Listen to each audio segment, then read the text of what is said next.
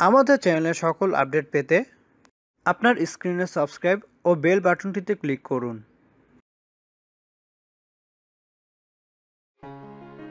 সর্দি কাশি একটি কমন সমস্যা। যখন তখন যে কোনো সময়ে আপনি সর্দিতে আক্রান্ত হতে পারেন। যেহেতু গর্ভবতীদের শারীরিক সিস্টেম একটু দুর্বল থাকে, তাই তাদের এই সময়ে সর্দিতে আক্রান্ত হওয়ার প্রবণতাও বেশি দেখা যায়। তবে আপনি চাইলে ঘরোয়া উপায়ে এবং একটু সতর্কতার সাথে এই সমস্যা থেকে মুক্তি পেতে পারেন। চলুন জেনে নিই কি সেই উপায়গুলো। 1. মধু। সর্দির সমস্যা দূর করতে মধু খুবই কার্যকরী। জলদি এই সমস্যা থেকে ত্রাণ পেতে পরিমাণ মতো কিছুটা মধু খেয়ে নিন। এছাড়া চায়ের সাথে মধু মিশিয়েও খেতে পারেন, তবে এর সাথে লেবু যোগ করলে আরো ভালো উপকার পাওয়া যায়। 2. বাষ্প গ্রহণ। সর্দির কারণে প্রায়শই আমাদের নাক বন্ধ হয়ে আসে। এটা যে একটা বিরক্তিকর পরিস্থিতি সবাই জানেন, তাই ধোঁয়া উঠছে এমন গরম পানি সহ পাত্র নিন। এবার পাত্রটির উপর মুখ রেখে নিঃশ্বাস নেওয়ার চেষ্টা করুন।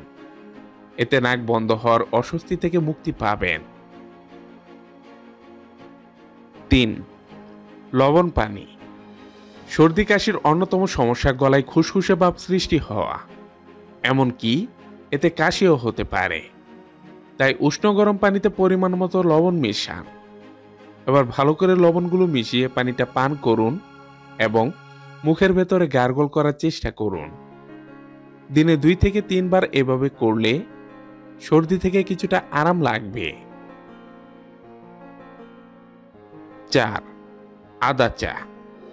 আদা চায়ের যে অনেক ভেষজ গুণ রয়েছে এটা হয়তো আপনি শুনে থাকবেন।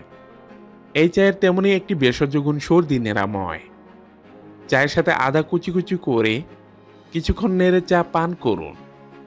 আশা করা যায় এতে আপনার সর্দি অনেকটাই চলে যাবে।